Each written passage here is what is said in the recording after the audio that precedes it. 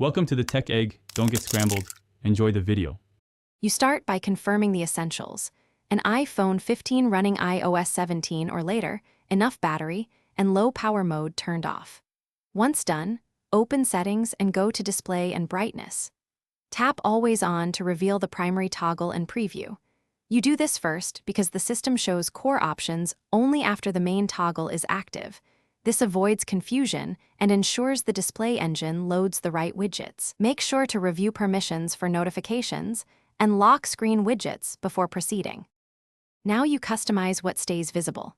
First, decide if Always On follows a specific lock screen or a focus mode. This lets you show different info during work versus personal time. Next, adjust dimming and wallpaper refresh so the screen stays readable without wasting power.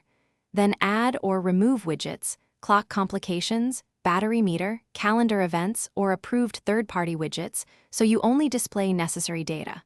Once set, test by locking your phone and observing the dimmed layout for balance between visibility and battery savings. Finish by testing interactions. Lock the phone, use Raise to Wake, and authenticate with Face ID or fingerprint to confirm transitions are smooth.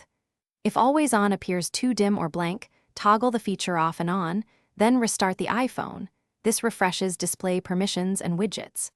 Also make sure focus modes and low power mode aren't limiting AOD, and check battery health because extreme degradation can disable features. If problems persist, reset display settings or contact Apple support for diagnostics. Thanks for watching. Consider subscribing if I helped unscramble your problems.